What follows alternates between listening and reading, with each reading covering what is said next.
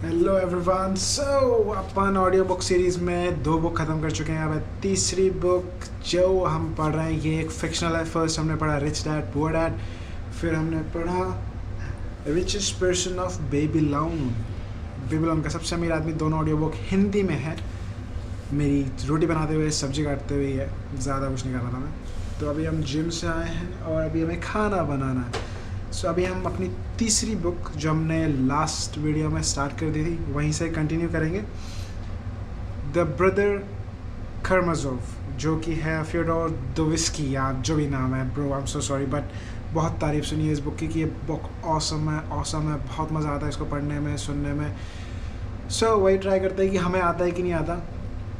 Last time हमने जहाँ से ख़त्म किया था वहीं से स्टार्ट करते हैं। फिक्शनल है, लेट्स सी क्या सुनने को मिलता है। Let's begin.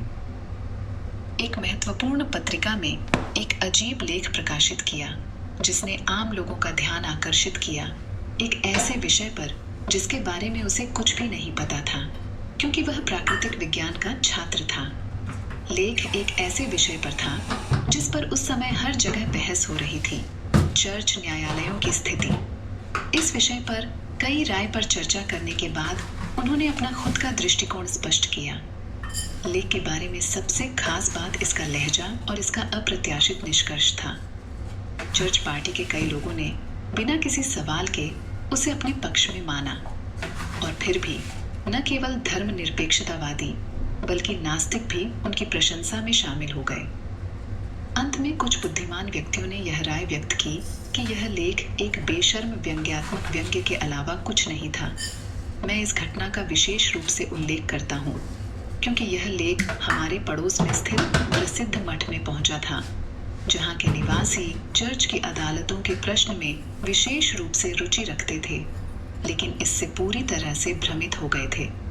लेखक का नाम जानने के बाद वे इस बात में रुचि रखते थे कि वह शहर का निवासी है और उस फ्योदोर पाव्लोविच का पुत्र है, और तभी लेखक स्वयं हमारे बीच प्रकट हुआ।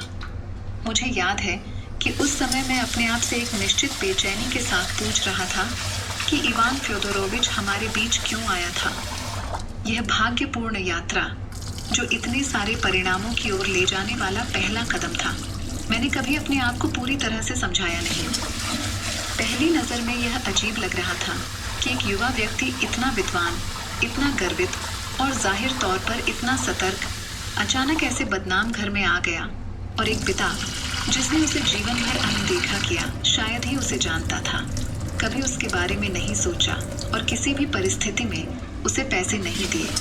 हालांकि उसे हमेशा डर था कि उसके बेटे इवान और एलेक्सी भी उससे पैसे मांगने आएंगे, और यहाँ वह युवक ऐसे पिता के घर में रह रहा था, 2 महीने से उसके साथ रह रहा था और वे सबसे अच्छे संभव संबंधों में थे।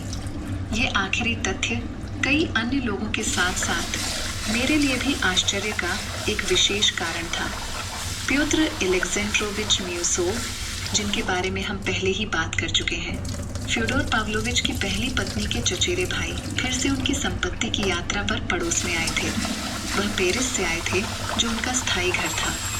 मुझे याद है कि जब वह उस युवक से मिला जो उसे बहुत पसंद था और जिसके साथ वह कभी कभी बहस करता था और अपनी उपलब्धियों की तुलना आंतरिक पीड़ा के साथ करता था, तो वह किसी और से ज्यादा हैरान था। वह कहा करता था, उसे गर्व है, उसे कभी भी पैसों की कमी नहीं होगी, उसके पास अब विदेश जाने के लिए पर्याप्त पैसा है, उसे यहाँ क्या चाहिए। हर कोई देख सकता है कि वह पैसे के लिए नहीं आया है, क्योंकि उसके पिता उसे कभी पैसे नहीं देंगे। उसे शराब और व्यभिचार का कोई शौक नहीं है, और फिर भी उसके पिता उसके बिना नहीं रह सकते। वे एक दूसरे के साथ बहुत अच्छी तरह से रहते हैं। ये सच था। उस युवक का अपने पिता पर स्पष्ट प्रभाव था, जो निश्चित रूप से अधिक शालीनता से व्यवहार करते थे और कभी कभी अपने बेटे की आज्ञा मानने के लिए भी तैयार दिखते थे, हालांकि अक्सर बेहद और यहाँ तक कि द्वेषपूर्ण रूप से विकृत होते थे। बाद में ही हमें पता चला कि इवान अपने बड़े भाई दिमित्री के अनुरोध पर और उसके हित में आया था, जिसे उसने पहली बार इसी यात्रा पर देखा था। हालांकि मास्को छोड़ने से पहले वह दिमित्री से एक महत्वपूर्ण मामले पर पत्र व्यवहार कर रहा था। जो खुद दिमित्री के लिए ज्यादा चिंता का विषय था। वह मामला क्या था, यह पाठक समय आने पर पूरी तरह जान जाएगा। फिर भी जब मुझे इस विशेष परिस्थिति के बारे में पता चला, तब भी मुझे इवान फ्योदोरोविच एक रहस्यमय व्यक्ति लगा और मुझे लगा कि उसका आना रहस्यमय है।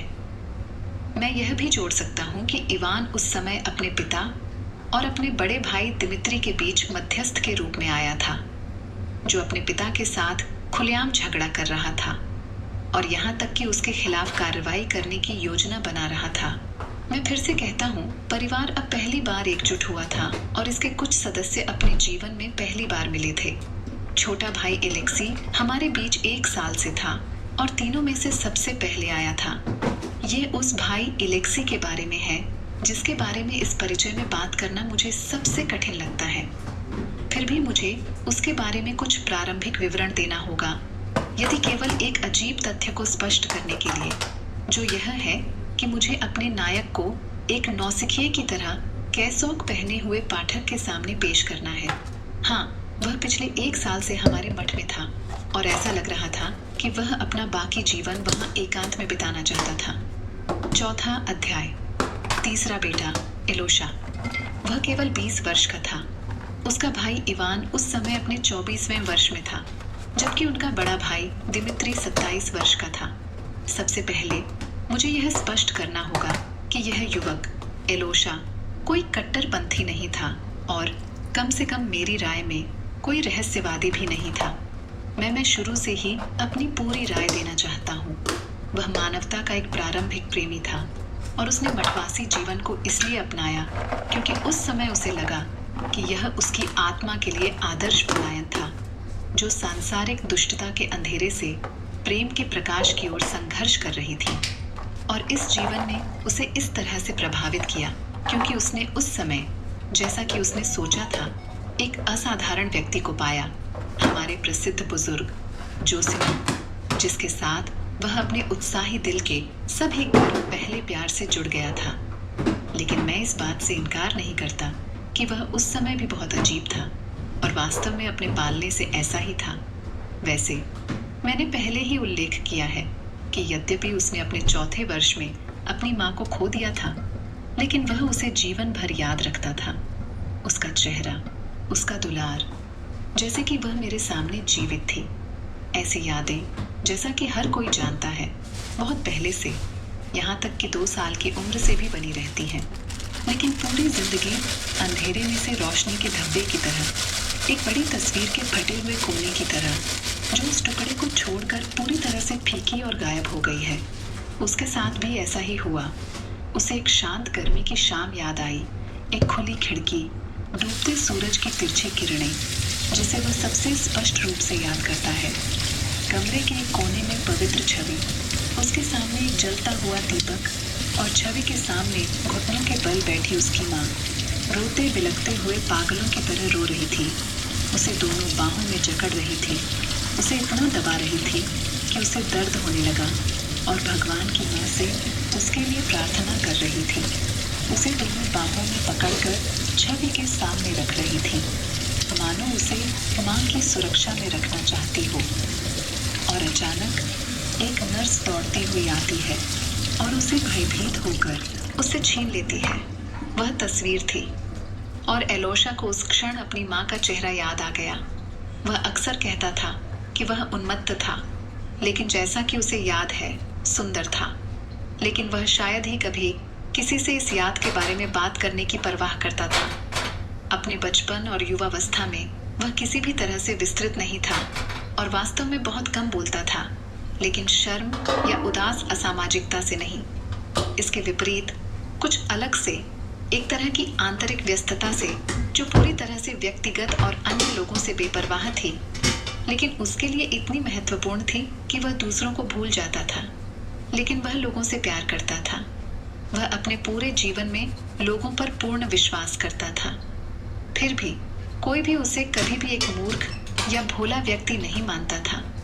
उसके बारे में कुछ ऐसा था जो किसी को भी तुरंत महसूस कराता था, और उसके बाद उसके पूरे जीवन में ऐसा ही रहा कि वह दूसरों का न्याय करने की परवाह नहीं करता था, कि वह कभी भी आलोचना करने का काम अपने ऊपर नहीं लेता था और कभी किसी की निंदा नहीं करता था।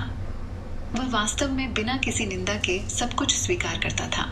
हालांकि अक्सर वह बहुत दुखी होता था और यह इतना अधिक था कि कोई भी उसे आश्चर्यचकित या भयभीत नहीं कर सकता था, यहाँ तक कि उसकी युवावस्था में भी। 20 वर्ष की आयु में अपने पिता के घर आकर, जो कि गंदी व्यभिचार की एक बहुत बड़ी जगह थी, वह, जैसा कि वह पवित्र और शुद्ध था, बस चुपचाप पीछे हट जाता था जब उसे देखना असहनीय होता था, लेकिन अवमानना या निंदा का मामूली संकेत नहीं होता था।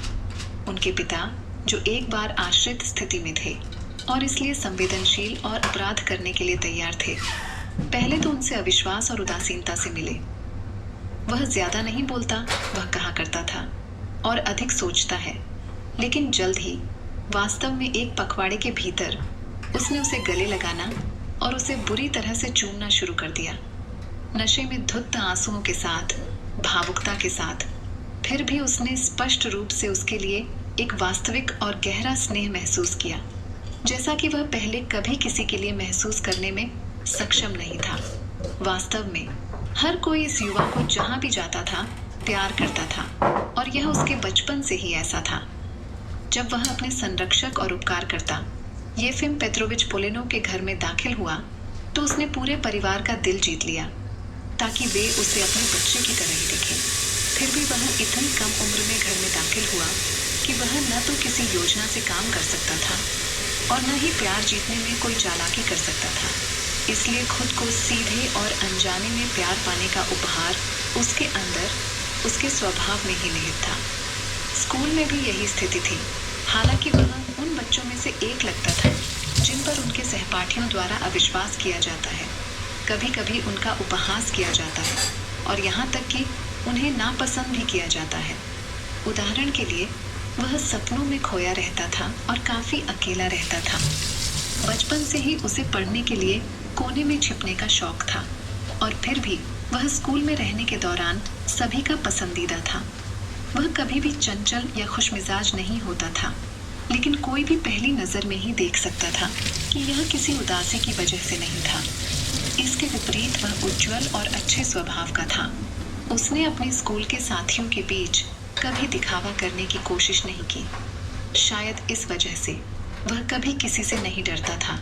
फिर भी लड़के तुरंत समझ जाते थे कि उसे अपनी निडरता पर गर्व नहीं था, और ऐसा लगता था कि वे इस बात से अनजान थे कि वह साहसी और साहसी है। वह कभी भी अपमान से नाराज नहीं होता था। ऐसा होता था कि अपराध के 1 घंटे बाद वह अपराधी को संबोधित करता था या किसी प्रश्न का उत्तर उतने ही भरोसेमंद और स्पष्ट तरीके से देता था।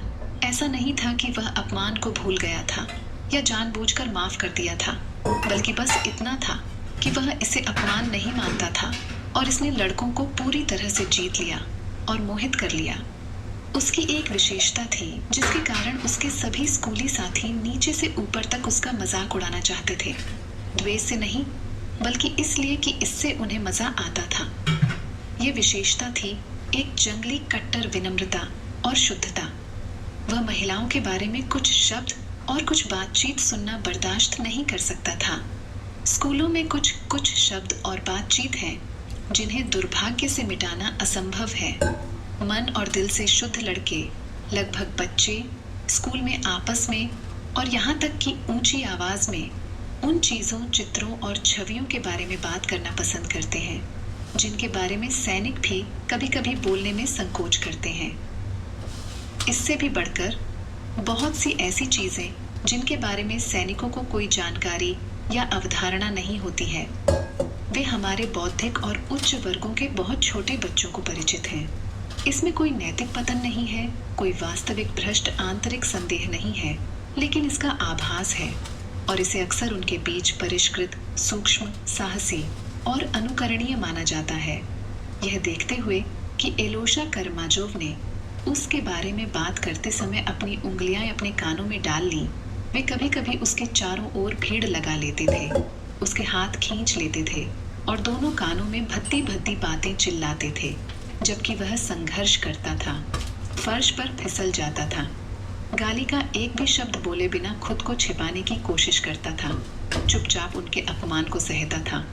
लेकिन आखिरकार उन्होंने उसे अकेला छोड़ दिया और उसे सामान्य लड़की कहकर चिढ़ाना छोड़ दिया, और इससे भी बढ़कर उन्होंने इसे एक कमजोरी के रूप में दया के साथ देखा। वह हमेशा कक्षा में सबसे अच्छा था, लेकिन कभी प्रथम नहीं आया। येफिम पेत्रोविच की मृत्यु के समय एलोशा को प्रांतीय व्यायामशाला में 2 और साल पूरे करने थे। उनकी मृत्यु के तुरंत बाद ही वह दुखी विधवा अपने पूरे परिवार के साथ इटली की लंबी यात्रा पर चली गई, जिसमें केवल महिलाएं और लड़कियां ही थीं।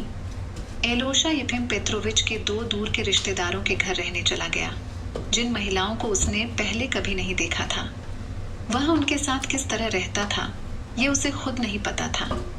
ये उसकी खासियत थी कि वह कभी इस बात की परवाह नहीं करता था कि वह किसके खर्च पर जी रहा है। इस मामले में वह अपने बड़े भाई इवान से बिल्कुल अलग था, जिसने विश्वविद्यालय में अपने पहले 2 साल गरीबी से जूझते हुए बिताए, अपने प्रयासों से अपना भरण पोषण किया और बचपन से ही अपने उपकारकर्ता की कीमत पर जीने के बारे में कटु रूप से सचेत था। लेकिन मुझे लगता है कि एलोशा के चरित्र में इस अजीब विशेषता की बहुत अधिक आलोचना नहीं की जानी चाहिए, क्योंकि उसके साथ थोड़ी सी भी जान पहचान होने पर कोई भी यह मान लेता कि एलोशा उन युवकों में से एक है जो धार्मिक उत्साही किस्म के हैं, जो अगर अचानक बड़ी दौलत पा लेते हैं तो उसे मांगने पर देने में संकोच नहीं करेंगे, या तो अच्छे कामों के लिए या शायद किसी चतुर बदमाश को। आमतौर पर ऐसा लगता था कि वह पैसे की कीमत शायद ही जानता था, बेशक शाब्दिक अर्थ में नहीं। जब उसे जेब पैसे दिए जाते थे जिसके लिए उसने कभी नहीं कहा था, तो वह या तो उसके प्रति बहुत लापरवाह होता था, जिससे वह एक पल में खत्म हो जाता था, या वह उसे कई हफ्तों तक अपने पास रखता था, यह नहीं जानता था कि उसका क्या करना है। बाद के वर्षों में प्योत्र एलेक्जेंड्रोविच म्यूसोव, जो पैसे और बुर्जुआ ईमानदारी के मामले में बहुत संवेदनशील व्यक्ति थे, ने एलोशा को जानने के बाद निम्नलिखित निर्णय सुनाया। यह शायद दुनिया का एकमात्र ऐसा व्यक्ति है जिसे आप 1 लाख निवासियों वाले एक अनजान शहर के बीच में एक पैसा दिए बिना अकेला छोड़ सकते हैं, और उसे कोई नुकसान नहीं होगा। वह ठंड और भूख से नहीं मरेगा, क्योंकि उसे तुरंत खाना और आश्रय मिलेगा, और अगर उसे नहीं मिलेगा तो वह अपने लिए एक आश्रय ढूंढ लेगा, और इसके लिए उसे कोई प्रयास या अपमान नहीं करना पड़ेगा, और उसे आश्रय देना कोई बोझ नहीं होगा, बल्कि इसके विपरीत शायद इसे एक खुशी के रूप में देखा जाएगा। उन्होंने व्यायामशाला में अपनी पढ़ाई पूरी नहीं की। पाठ्यक्रम समाप्त होने से 1 साल पहले उन्होंने अचानक महिलाओं को बताया कि वह अपने पिता से मिलने जा रहे हैं, जो उनके दिमाग में एक योजना के बारे में था। वे दुखी थीं और उन्हें जाने देने के लिए तैयार नहीं थीं। यात्रा महंगी नहीं थी और महिलाएं उसे अपनी घड़ी गिरवी रखने नहीं देती थीं, जो उसके उपकारकर्ता के परिवार की ओर से एक विदाई उपहार था। उन्होंने उसे उदारता पूर्वक पैसे दिए और उसे नए कपड़े और लिनन भी पहनाए, लेकिन उसने उन्हें दिए गए आधे पैसे वापस कर दिए, यह कहते हुए कि वह 3रे दर्जे में जाने का इरादा रखता है। शहर में पहुंचने पर उसने अपने पिता की पहली पूछताछ का कोई जवाब नहीं दिया कि वह अपनी पढ़ाई पूरी करने से पहले क्यों आया था, और ऐसा लगता था जैसा कि वे कहते हैं असामान्य रूप से विचारशील था। ये जल्द ही स्पष्ट हो गया कि वह अपनी माँ की कब्र की तलाश कर रहा था। उसने व्यावहारिक रूप से उस समय स्वीकार किया कि उसकी यात्रा का एकमात्र उद्देश्य यही था, लेकिन यह शायद ही इसका पूरा कारण हो। यह अधिक संभावना है कि वह खुद नहीं समझ पाया और समझा नहीं सका कि अचानक उसकी आत्मा में क्या उठ खड़ा हुआ था और उसे एक नए अज्ञात लेकिन अपरिहार्य मार्ग पर ले गया। योडोर पाव्लोविच उसे यह नहीं दिखा सका कि उसकी दूसरी पत्नी को कहाँ दफनाया गया था, क्योंकि उसने उसके ताबूत पर मिट्टी डालने के बाद से कभी उसकी कब्र पर नहीं गया था, और वर्षों के दौरान वह पूरी तरह से भूल गया था कि उसे कहाँ दफनाया गया था। वैसे फ्योडोर पाव्लोविच कुछ समय पहले हमारे शहर में नहीं रह रहा था। अपनी पत्नी की मृत्यु के 3 या 4 साल बाद वह रूस के दक्षिण में चला गया था और अंततः ओडेसा में आ गया, जहां उसने कई साल बिताए। उसने सबसे पहले अपने शब्दों में बहुत से निम्न यहूदियों, यहूदी महिलाओं और यहूदी लोगों से परिचय किया, और अंत में उच्च और निम्न सभी यहूदियों द्वारा उसका स्वागत किया गया। यह माना जा सकता है कि इस अवधि में उसने पैसा बनाने और जमा करने की एक अजीबोगरीब क्षमता विकसित की। वह आखिरकार एलोशा के आने से केवल 3 साल पहले हमारे शहर लौटा। उसके पूर्व परिचितों ने उसे बहुत बूढ़ा पाया, हालांकि वह किसी भी तरह से बूढ़ा नहीं था।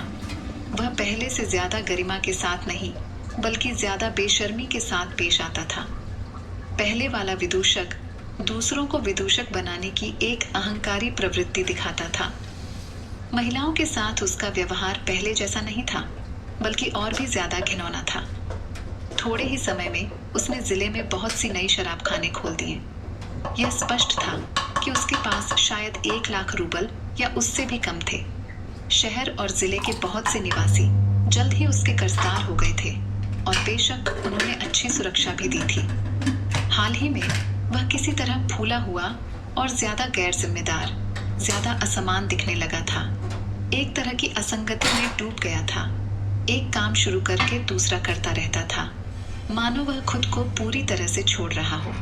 वह ज्यादातर बार नशे में रहता था, और अगर वह नौकर ग्रिगोरी न होता, जो उस समय तक काफी बूढ़ा हो चुका था और कभी कभी लगभग एक शिक्षक की तरह उसकी देखभाल करता था, तो फ्योडोर पाव्लोविच को बहुत मुश्किलों का सामना करना पड़ सकता था। एलोशा के आने से उसके नैतिक पक्ष पर भी असर पड़ा, जैसे कि इस समय से पहले बूढ़े हो चुके व्यक्ति में कुछ ऐसा जाग गया हो जो उसकी आत्मा में बहुत पहले से ही मरा हुआ था। एलोशा की ओर देखते हुए वह अक्सर कहता था, क्या तुम जानते हो कि तुम उसके जैसी हो, पागल औरत।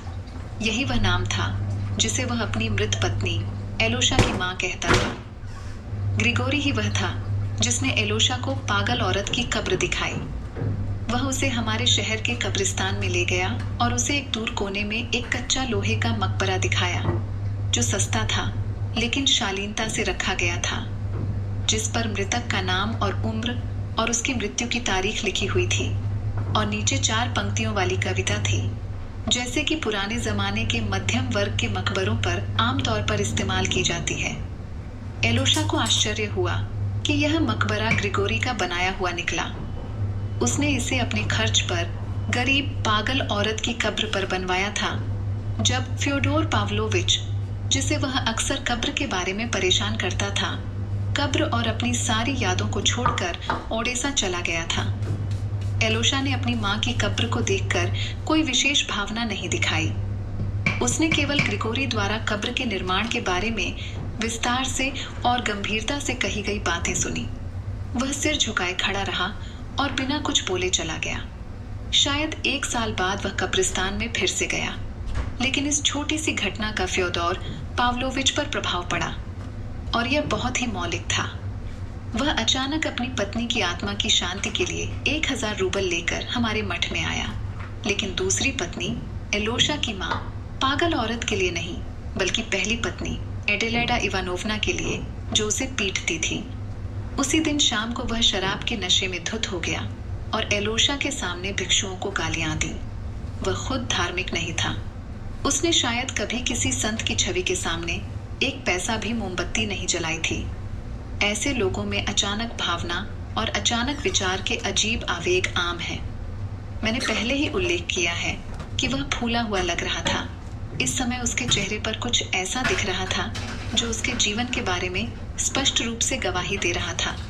उसकी छोटी, हमेशा अहंकारी, संदिग्ध और विडंबनापूर्ण आंखों के नीचे लंबे मांसल थैलों के अलावा उसके छोटे मोटे चेहरे पर बहुत सी गहरी झुर्रियां थीं।